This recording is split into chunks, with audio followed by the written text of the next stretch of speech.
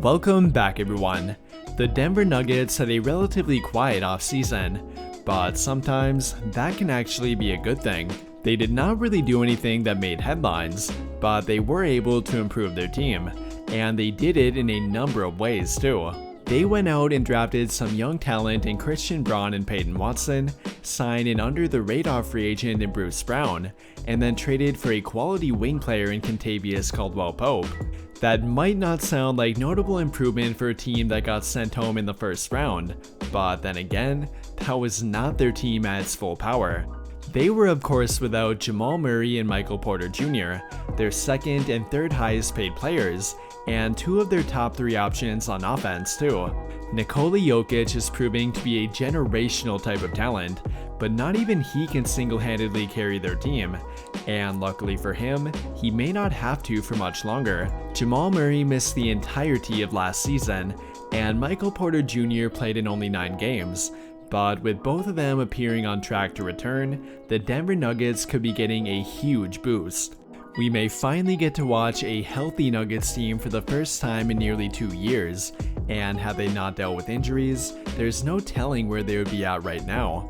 If we go back to around late 2019, many believe that the Denver Nuggets would be a top 5 or maybe even top 3 team by now, and it was hard to deny the logic behind that too.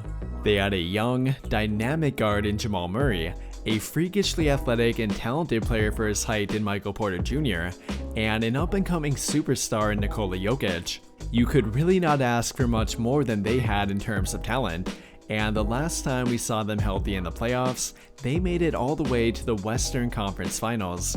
Now, there are no guarantees with anything, but health permitting, the Denver Nuggets could definitely get back to that level, and it's not that crazy to believe it happening this year either. I would put them behind Memphis and Golden State, but other than them, are we really sure anyone is head and shoulders above them? You can make an argument for the LA Clippers and Phoenix Suns, but there are major question marks about both of them, and I'm not prepared to say that they are for sure better than Denver. Even if we did want to say that though, that would at the bare minimum put Denver at number 5, as in my opinion anyways, they undoubtedly have more talent than Dallas, Minnesota, New Orleans, and the LA Lakers. I really don't think any of that is a hot take either. They may not be getting much media coverage, but the Denver Nuggets are one of the most talented teams in the entire NBA. And like I referred to before, they definitely got better over the summer. I could go on for hours about what a healthy Jamal Murray and Michael Porter Jr. can provide, but let's not fail to overlook Bruce Brown and Caldwell-Pope either. In today's NBA, you want as many quality 3-and-D wings as you can get, and especially those who have already proven their worth on a winning team. And that applies to both of them. Caldwell-Pope was a key member of a championship team only 2 years ago, and Bruce Brown was quietly a huge part of the Brooklyn Nets' success. In my opinion, they clearly both impact winning, and they do it in different ways too. But most importantly, they are incredibly easy to integrate into your team. Neither of them are players that require your team to make a big change on offense nor defense to make work.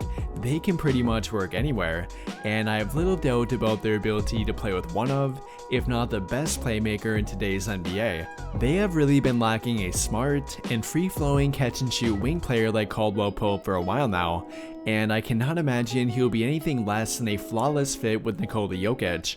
Both KCP and Bruce Brown will be great for them on defense too, with Bruce Brown in particular being the kind of defender they needed.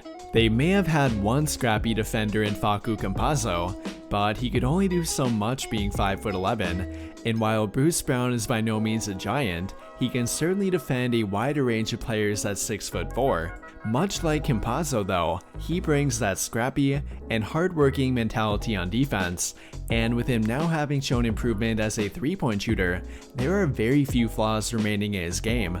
The main headline will always be about Nikola Jokic, Jamal Murray, and Michael Porter Jr., but let's not fail to overlook their role players, as they've quietly been building a very talented rotation.